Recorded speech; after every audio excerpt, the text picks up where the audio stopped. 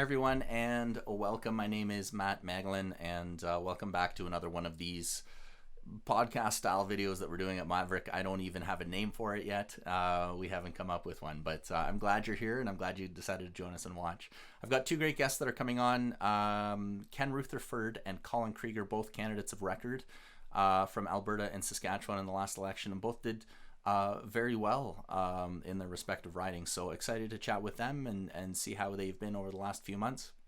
At the beginning of December, we launched a petition. We are asking for the federal government to put a moratorium on collecting carbon tax for the first 3 months of 2022. Now, why not throw it out already? Well, hopefully you know that Maverick Party has always opposed the carbon tax. We really don't think, and I don't think, that that's doing anything for anybody. It's an unnecessary tax, and despite what people in Ottawa want to say, it's not doing anything to curb emissions. There are other methods to curb emissions and to reduce emissions globally, other than taxing ourselves to death out west. Why now? Because it's the carbon tax is scheduled to increase again next year. Energy prices are going through the roof. Inflation is going through the roof. The cost of living overall is getting more expensive. My grocery bill just keeps growing. I haven't changed what we're buying, and yet the grocery bill gets more expensive. My gasoline bill keeps going up. I haven't changed the size of the gas tank in my vehicle, and yet that becomes a bigger and bigger part of my budget every month. And now that winter is here, the same is true for utilities. The base price of natural gas and electricity is going up. It continues to rise. And on top of that, we're being charged a carbon tax that essentially just is a penalty for having to heat my home. I don't agree with it. I think many of you probably don't agree with it either. And so please, if you want to put some pressure onto Ottawa to do something about the carbon tax, go to maverickparty.ca and add your name to the petition. I'll play you a little primer for that. Maybe it'll motivate you to go and do it, and then we'll talk about the next thing.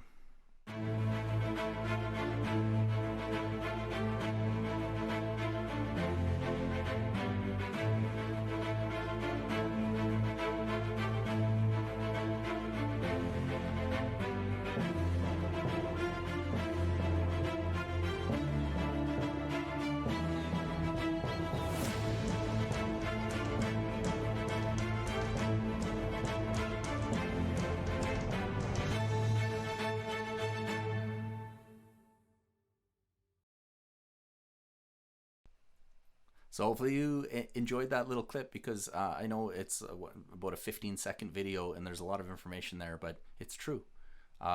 Things are getting more expensive, and it's really hard on Western Canadians, all Canadians. But 2021 has been a year like no other. I mean, the amount of lost jobs over the last 12 months out west, the amount of pain and hurt with continued restrictions, and I don't even have words to express how I know so many Western Canadians must be feeling today. All we can do is look forward into the future and work to create positive change. And based on the numbers, the number of new members coming to Maverick every week, I know I'm starting to be completely convinced that I'm not the only one that feels this way. There's an absolute void in federal politics in terms of representation for Western Canada, and I'm convinced that others feel the same way too. So I hope that we continue to grow, and because Maverick represents hope for the future. It really does. It represents hope for our children, hope for our families, and just hope for a brighter future for the West. The status quo isn't working. So in that regard, we just launched a new commercial yesterday, maybe 2 days ago. And if you haven't seen it, I'm going to play it for you. It's about 2 minutes long. And, I found it to be, it's just powerful. And the truth is a powerful thing. So I hope you enjoy it. And when that's done, I will get Ken and Colin on the line and we'll have a chat. 2021 has been a year like no other. The West continues to be devastated by the Laurentian elites of Eastern Canada. Tens and tens and tens of thousands of lost jobs, and the emotional toll that has taken on those who have suffered it.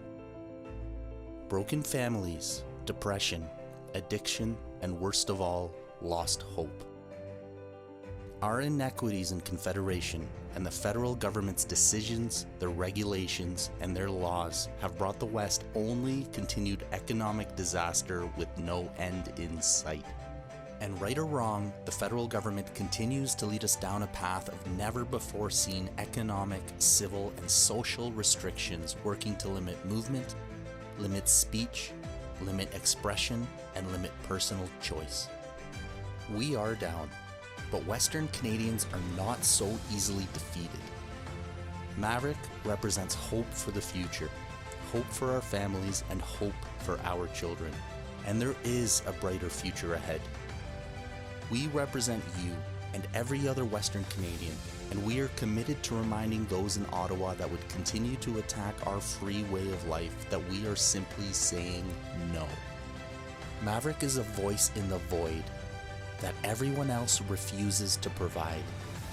We will not accept any more shame for our way of life. We will not accept any more mistreatment, and we will not allow our freedom to be stripped from us by those who do not understand our way of life and wish only to control us and use us for their benefit. Enough is enough. Join us. Join in this fight. Join us for freedom. Join us for a brighter future tomorrow.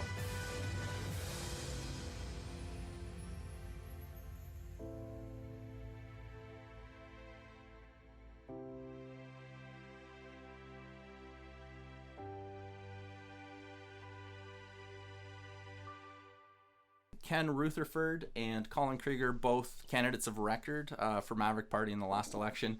Ken Rutherford from Battleford's Lloydminster and Colin Krieger from Peace River Westlock. Listen, I just, I thought I'd open up this conversation with, I hate to dig into the past too much, but the election results. So often when people talk about Mavericks, our results in the election, there's a lot of disappointment there. But you two are both really unique because you got a lot of votes compared to a lot of Maverick candidates. So, Ken, you got more votes than the Liberal Party, you got more votes than the Green Party, and you got more votes than the PPC. Compared to a lot of our other candidates who are in cities, there's definitely, I think, a difference between rural ridings and city ridings. Any thoughts on just the results of the election and how you did? Oh, I think first I would say, like many of us, I only go into things to try to win. So that was the goal, was to win. And although it was, you mentioned that it beat a few parties, I would say overall, myself and our team here were disappointed, to say the least. We hung our heads for a while and licked our wounds. Why did we outperform those parties? In our area, we're a rural area. And I joined a team that was, I would call an already high-performing team that were very motivated and very vested. And so I didn't have to try to convince people to join our team. And please, would you help us set up in halls and put together burger fries and get-togethers. The team we had a high-performing team. So I'm going to give a lot of that credit to the group that invited me in, which are friends and neighbors from this area. But I think you're kind of tripping onto something there, Matt, about the rural-urban divide, which I think is growing by the day. And I'm going to give some of the credit to that as well, is that at least in this area, and Colin, maybe you can reflect on your areas as well, is this is a very, what I call it? I'd call Lloydminster area, Battleford's area, very entrepreneurial. What I mean by that, a lot of farmers, like they own their own, they take risk. They own their own property. They decide how much you're going to buy in fertilizer. And should they buy a $900,000 John Deere harvester this year or not? And they take a lot of risk and make personal decisions that impact their business. And oil field, lots of entrepreneurs there as well. So we're not a big government town. Like we're a lot of individual entrepreneurs, and I think that is part of what we're seeing is that a lot of these people that they want low taxes, they want small government, they want to make their own decisions, they want Western Canada to be recognized for the economic powerhouse that it is. So I think those would probably be the two biggest factors, Matt. And I'm curious to see what Colin says. So I'll zip my mouth here now. Fair enough. And then there's I think what drew people to Maverick in the rural areas is obviously there's a sense of alienation and all of the things that Maverick has talked about. But the commercial I played before you guys got on talks about how Maverick represents hope for the West.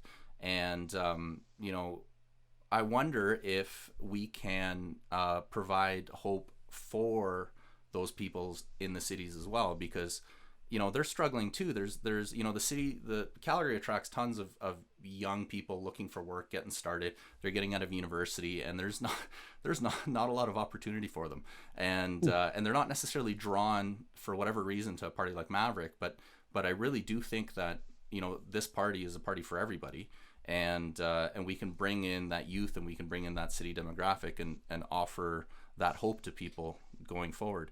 Colin, do you think that message of Maverick representing hope for the future is the right one, and does that work in cities, you think? It definitely resonates around here. That was, I was interviewed by a local newspaper in one of the local towns in my riding, Slave Lake. And as I was sitting there and talking with the gentleman, he said, well, what do you feel like the response is, the positive response to the Maverick message? And I told him quite honestly, in my opinion, it was about 90% of everybody I talked to, 90% of them got it and they understood it. And I think ultimately we gained them as voters. In this riding, where it sounds like, Ken, like your riding and my riding are brother and sister, or two brothers in a peas in a pod, whatever you want to say, they are extremely similar. And it seems like our teams are actually quite similar as well. Our problem here is we just ran out of time. We didn't have enough time to get in front of enough people. And we did have competing other parties, the PPC and the Conservatives, and honestly, people that just wanted to make sure that the Liberals didn't get a majority or even a minority if possible. And so we were competing against all of that. And but everybody that I could get in front of, they grasped the Maverick message, it seemed like to me. Anyway, it was encouraging doing the campaigning, but ultimately we weren't able to get enough exposure, it felt like. Fair enough. And I got the same response here. There's a number of people that came out to events during the election in my riding, and they really, really embraced the Maverick message, but they said, you know what, this election I'm just gonna hold my nose, or whatever saying you want, and I'm gonna vote Conservative because I just don't want Trudeau back in. And Jay Hill on a video 2 or 3 days ago had mentioned that maybe those voters feel some regret now because they did that and they ended up with Justin Trudeau anyways as Prime Minister, and we ended up with Aaron O'Toole in opposition. And I don't know how he feels about a lot of stuff out west because he hasn't said it yet. Hey, Ken, what do you think going forward, into the next election cycle, whenever that is? How do we transform Maverick, or the message, or maybe not transform, but adjust or change? What do we need to do to convince people that they can vote for us and they're not going to suffer because of it, I guess, right? Good question. I think part of it is, I think part of it, it's already going to be, the selling's already done a little bit. I think you mentioned there, buyers didn't say that word. I don't remember what you said, Matt, but it was along the lines of buyer's remorse. Because what we ran into a lot of, and Colin and Matt will all say the same thing, is that I can't tell you how many doorsteps I was on with people and friends telling me, Ken, I would vote for you. Like, you have my vote, but we can't get Justin Trudeau in.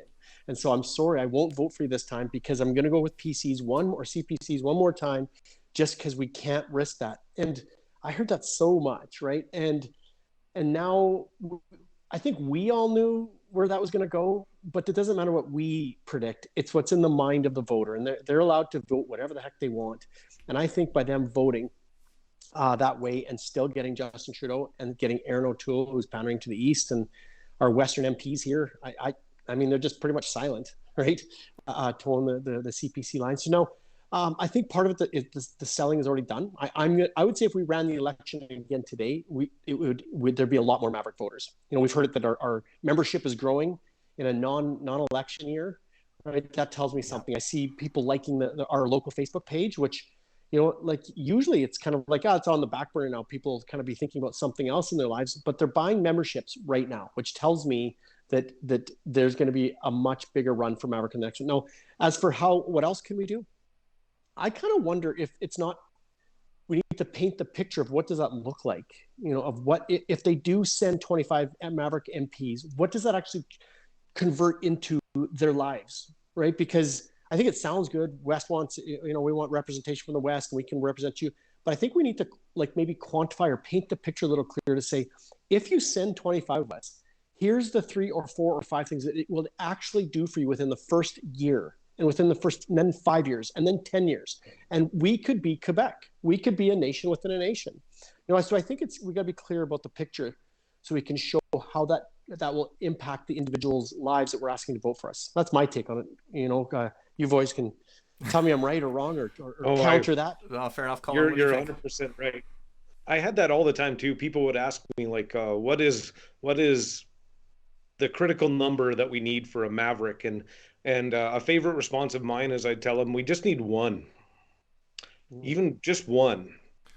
Well, that's a good point, Colin. And you know, it makes me wonder. Aaron O'Toole was elected. I don't want to talk about the Conservatives too much, but I mean, they got most of the vote out west here, so they are obviously a conversation piece.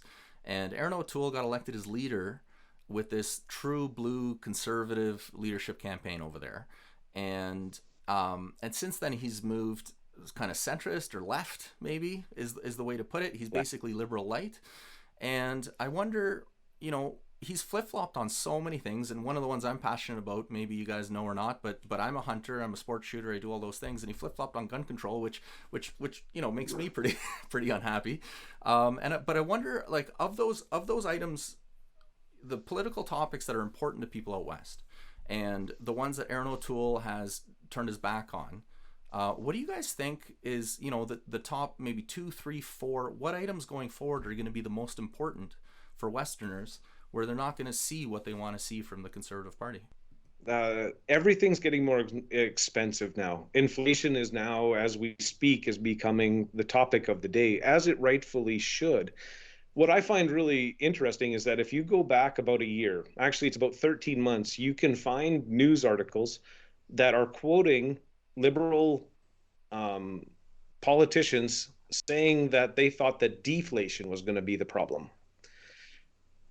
And now, just 13 months later, and it didn't have to go 13 months, after 8 months, they realized how wrong they were. The thing is that any economist would have been able to tell that. Like, anytime that you print this much money and don't accomplish much with it, it's going to cause inflation. And it's making everything more expensive. You know, I read today about that lady that is podcasting or doing it on a Twitter perhaps up in the Inuvik or somewhere, where she is just showing people how expensive food is, you know, and that's a lot due to carbon tax and the inflation and the printing of money, all of these terrible economic policies that the Liberals, and when I say Liberals, I think it's important to stress that it's actually an ideology that's driving them. It's not just a liberal kind of a thing. It's actually an ideology, and it's causing them to use base assumptions that are wrong. And I think in the West, we recognize that more easily than other parts of the country. And so carbon tax, fiscal management, that's a huge one here in my riding. And then, of course, you can go into all other things too that would be business killers, because my area is quite diversified, but all blue collar. We have lots of oil field workers, we have lots of farming, some logging, all of those types of industries that go on here. And the particularly with oil field, with no pipelines and no tankers on the West Coast, things like that, very important in my writing. And all of them resonate and all of them make sense. Uh, it's You spoke about it earlier, and I'm going to, sorry, Ken, No, I'm that's going fine. too long, Keep maybe. going. Cut me off. But you mentioned it earlier, and hope. That's becoming kind of a common theme in and around the people that I talk with around here. Like, it feels like everybody is just waiting for the other shoe to drop. It feels like there's nothing we can do. It feels like nothing is going to improve. They don't know how it could be improved. And I really feel like the Maverick Party has an opportunity, that new perspective that could give us hope. And ultimately, that's our next job, is to hopefully give people a viewpoint that will allow them to hope again, that will motivate them to hope again. What do you think, Ken? Yeah, I think well, obviously carbon tax is a huge one. And I think even some of the appointments that were made in Justin Trudeau's cabinet were a slap in the face to the Westerners. Um, Another one I would say is that I think that the we're becoming more and more aware as Westerners that the system is not set up for us to win. And I think what we're watching is our local MPs that were supposed to be representing us. And I'm going to venture out to say that most of these people that run with the Conservatives and run with the Conservatives and are coming from our areas, they're probably good people. You know, they're just good people. Lots of our neighbors, they come from farming families. They come, like Colin, like I'm sure the person up in your areas comes from a blue collar background as well, just like all of us here. But the system is set up now, and it's very clear to me, is that Aaron O'Toole is saying, you keep quiet and you just say what I tell you to say. And that's because we're running the party plan, not the area plan. And so to me, I think in our area, for us in this area, for myself personally, I think more and more of us are just becoming aware, say, we're kind of getting scammed here. You know, we've got people that are going to Ottawa supposedly from our area to represent us, but they're really there to listen to Aaron O'Toole or whoever the leader is. I think we're set up right from the beginning to be a colony, not an equal player. And I think that's something that's becoming aware. And I think something we have to really, really discuss with our constituents to say it's time to go a different way, because that system will never work for us. We're never going to get a fair shake with what's in place. That's my take on it. Yeah, I just caught a glimpse Yeah. of what you mentioned there about how all these MPs are whipped, right? And one of the things that's hard to wrap our heads around as Canadians is that so many MPs really are whipped by their parties. They can't. You basically in your political career in Canada, you get one chance to go against your party, and that's it. So you better pick the right chance, because once you do that, you're done, right? You go sit in the back corner as an independent because you get kicked out of caucus, and then you never get reelected again. So it's it's an interesting thing. And so the point I wanted to make is, as Canadians, you look at American politicians, if I can go south of the border for a sec, and American congressmen and senators, they have far more autonomy, despite being part of the Democrat Party or part of the Republican Party. They can actually speak up for their constituents, and it's something that doesn't go on in Canada. And so this is a little secret I'm going to tell everybody, and hopefully not too many people are mad at me. But as you guys know, we were all candidates in this last election, and we all talked and communicated with each other, and we said, wouldn't it be cool, right? Wouldn't it be cool if we sent a bunch of Maverick MPs to Ottawa, and we were the first party in Ottawa to not have a party whip?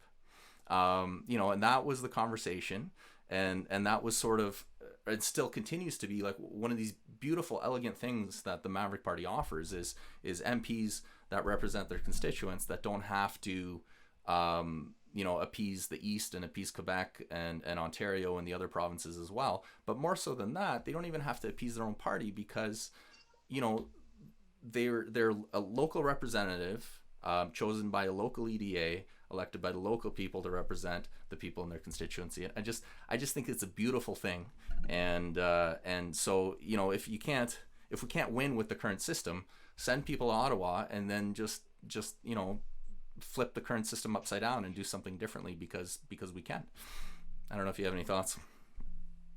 No, I think it's exactly right. Like, it's almost like, what do we have to lose?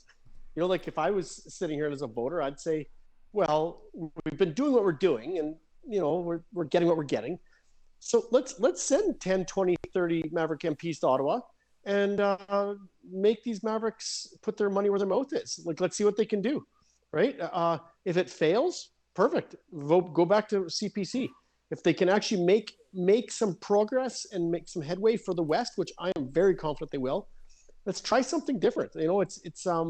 It's time to be brave. I think it's time to say, I'm not going to play the safe bet on the CPCs. I'm going to be brave and go with the Mavericks. I think it's time to the safe bet. We're Westerners. We're supposed to be brave. I say let's give it a shot. That's what I'm hoping the voters do for the next run. Colin? I totally agree with that. Yeah, man, you're as usual, Ken's spot on. The deal is that we are, when we talk about the party whip, I guess I'll go back to that. I don't think that we would actually go against our constituents very often, because we're a Western-based party. I think all of us have that common core value system across the West that is, for the most part, common. And we probably wouldn't actually have to worry about that type of thing, I don't think, very often, because of the culture that we have out here is consistent across the board. But it is unrecognized, by and large, that we have this common culture out here in the West of hard work. We have these ideas of, like you mentioned before, smaller government, fiscal management, individual responsibility. I don't think that a lot of people actually think about that thought as being a culture anymore. But we all have these common ideas, and I don't think that we would disagree very much. The party whip probably wouldn't even be necessary. I wonder, do you think sorry, Colin, keep going. No, go. I wonder if also something that I found very refreshing about Maverick, I'm not a politician.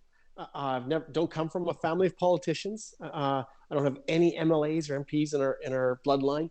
But when I found it so refreshing that when I decided to throw my name in, I did it like many others, to say, I already have my career. I'm not here to be a politician. I don't want to be in government. I'm just a normal person from my own walk of life that's saying, I'm tired of this, and it's time for somebody to throw their hat in. And then we get together as Mavericks. When we had our conference down in Calgary, and you enter this room and you're like, oh, we're all like this. I don't know, other than our leadership, who we needed them to have some political experience. We all came from our own walks of life.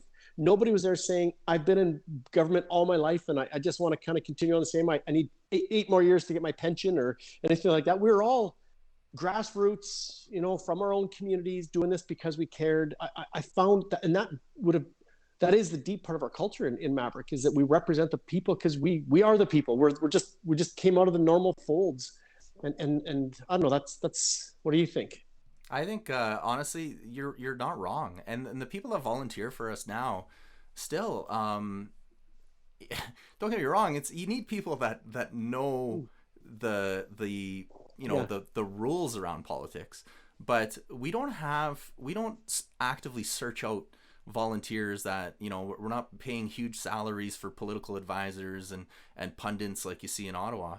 This whole party is people like Ken's describing. It is really refreshing. I agree. It's awesome. And it's cool because I should talk about provincial politics, so I won't go there. But what's interesting is when Western parties bring out these political pundits and the political class, if I call it that, the Laurentian elites, they bring out staffers that are used to being staffers, in Ottawa, and they bring them out west to help out here, and their political careers quickly fall apart because what works out east does not necessarily work out here. I'll add.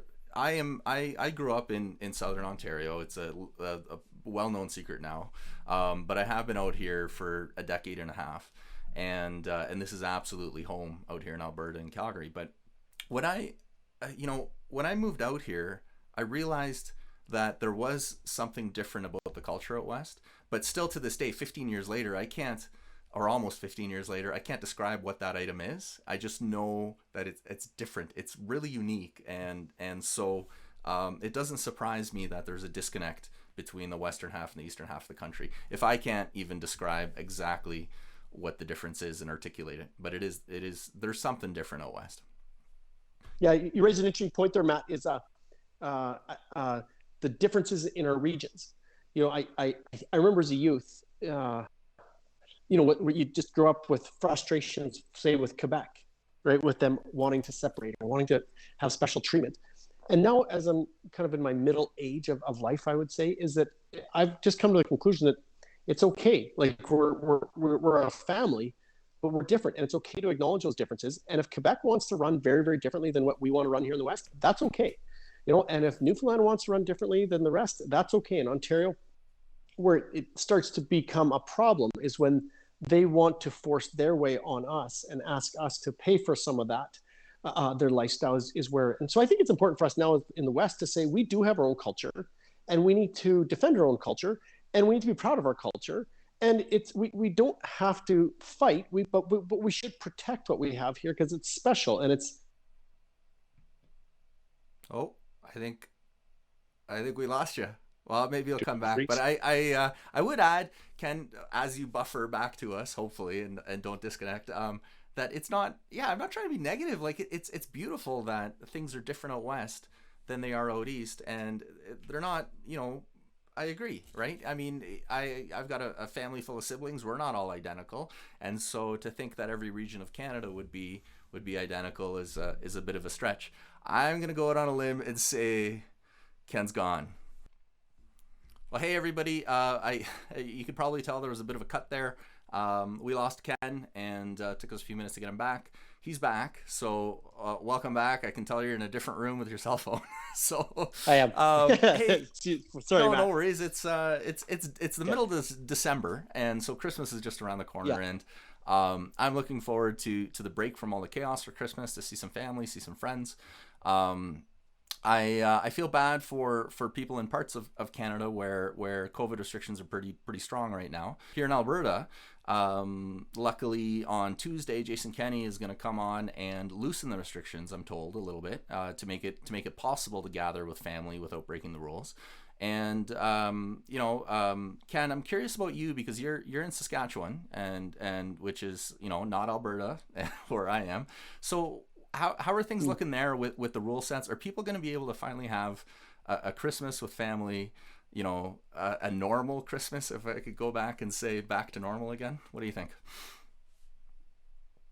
I don't think we'll be normal by Christmas. No. What I'm hoping for, Matt, what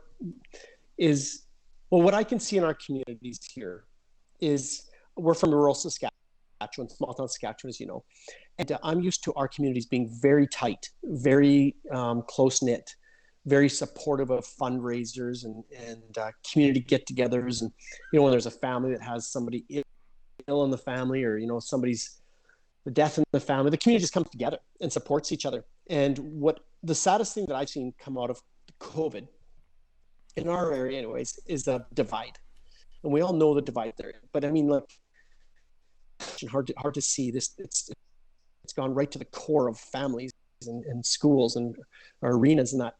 Now, I guess what I'd hope is that we can come back together.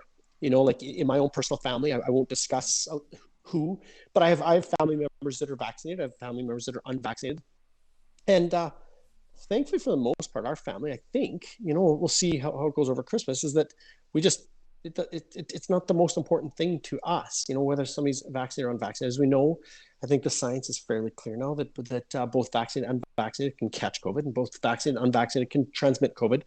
So I think it kind of makes it so nobody's really above the other, and it looks like we're just in this together. And so I'm hoping to see us stop finding reasons to point fingers, and on both sides, from the vaccinated to the unvaccinated, or unvaccinated towards the vaccinated. I just think it's time to say relationships matter. Um, Care and love and respect for each other matters. And in order for us to resembling what they have been for years and years and years, we need to move past this. We need to accept each other for the difference, because the only way we get everybody vaccinated or make everybody not vaccinated is by putting guns to each other's head. That's the only way. And I don't want any part of that. I want to see us do this voluntarily and say, I respect you for your decisions, be you. So I'm sorry, I'm going a little bit long-winded, man. I'm very passionate about it. It's been very hard on the watcher community go this way. So there's what I hope. Oh, that's fair. And you know what? It's a really good answer. And I agree. We need to go back to core democratic values. This is my own opinion. And while being respectful for those people around you in every way possible. Also, that includes respecting people's personal choices. And, I come from an industry where there was a lot of job losses over mandates, and it breaks my heart to see. And I just I hope we can move forward from it in some way soon, so that we can get back to the Canada and the version of freedom that existed prior to 2020. Colin, do you have any thoughts? Otherwise, we'll move on off of this topic and get back to Western politics. Ken spoke very well about it. I agree. In regards to the vaccinations being mandatory, my personal opinion is that that's a terrible idea. It is, as Ken said, it's extremely divisive. Being able to decide whether you want a medicine or not is it's a highly personal, and should be a value that we support as a country. I think that should be part of it is part of our Charter of Rights and Freedoms. And I feel that the people that do not want it should be supported personally. And as Ken did say, the divide that it is causing in the country is deep, and I hope that we do get out of it together. And it's just important. I don't want people to be sick with COVID, but I want to support the core values that our country was built on at the same time. Fair enough. So, I don't know. About the only thing that's ever caused more divide, I think, is is Republicans and Democrats in the States. They're about the only group that's more divided than the two sides of the coin in this debate in Canada. We're moving on quite a bit of time in this video. People are going to start getting bored and logging off, and my software is glitching, as you guys watching can see Colin flipping back and forth from small to big. We have a leadership race going. The party, I think, into May 14th is when the next leader is going to be elected. And I'm really excited about it. And that person gets to move this party in a new direction. And what we've seen in the year and a half prior to that will essentially be morphed into what we are going forward. And I'm excited about it. And I just love to go around before I let you guys go and get your thoughts on the future of Maverick and what this has the potential to become after May 14th of 2022 when we have this leadership election. Colin? The future for Maverick, I see it as being fairly simple, is that we need a voice in Ottawa. We need a voice that is ours. We need a voice that is not distorted or muted. We need to be able to talk freely about the issues that affect the West. And we ran with that in the last campaign, but that's really what I'm looking forward to doing. I'm looking forward to the West being able to address on the national stage as Alberta just started to do provincially on things like equalization. That's important. On things like some of the bills that have been passed that hobble our industries, that are typically the ones that create the most wealth in the country as a whole. Um, well, it sounds like somebody's having fun. That's great. But Oh, that's my awesome. kid. What am I That's kids? awesome. I have kids in my house as well. So that's I'm just fortunate they're not mine today. So maybe you'll hear them later. But that's really what I want the Maverick Party to be able to accomplish, is to be able to move towards either fixing the things that are wrong across the different regions that our country that do not make it fair, like equalization and the unfair um, bills that punish our local oil and gas industries and things like that in the West that are so important to us and are really important to the world. We could talk about that if we wanted to, but um, and being able to just speak clearly about them, things that we just don't hear now. And that's one of them. What do you think, guys? Fair enough. And Ken, final word goes out to you, and then I'll let you guys get back to Final your word. families. Okay. Sounds good. Well, I think the future is bright for Maverick. I think the appetite is there. And what do I see? I think anybody that's listening to this, if you've been through the end of this, get involved. Like this, these things don't happen by watching other people do it. We need all hands on deck. And I think everybody that gets involved, buy a membership, volunteer, consider running for our leadership, right? We can do this for the West. And I think that, what do I see? Well, you've heard my little one giggling in the background there. I think that's kind of why all of us are here, is for future generations. And I think at some point in time, we'll get to say we improved the political landscape for the West to allow our families to make a living, call this home, make a career, raise their own children. And one day we'll all get to say we played a little piece in that to save the West, to make it so the West persevered, so that the next generations could stay here and call it home. So that's what I see. So thank you, Matt, for putting this together. This is wonderful. Colin, good chatting with you again. So thanks for having us on, Thanks, Matt. guys, and appreciate you taking time out of your days to do this. I know I had you here for quite a while, and Colin, my apologies for when you watch this and you see yourself glitching on the bottom of the screen. If I could fix it, I would, but it is what it is. Guys, thanks so much for your time, and enjoy your night. Awesome, boys. All right, you guys have a good night. Take care.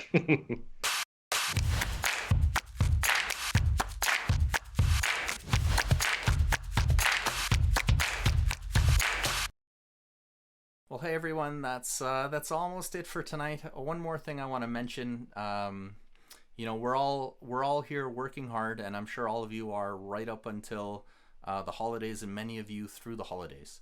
And Western Canadians generally, we share a simple value that hard work pays off, and we're all working hard.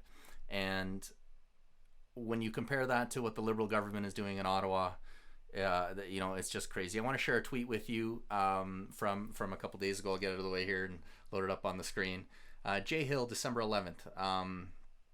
When I was appointed to cabinet on October 30th, 2008, I received my mandate letter 4 days later, 7 weeks from the election, and Liberal ministers still don't have their mandate letters. What are their priorities? How will they be evaluated? Trudeau has failed us again. It's unbelievable. I don't even have words, and I'll leave you with that. Thanks for joining us tonight, and or today, could be the morning when you're watching, but thanks for watching, and we'll see you next time.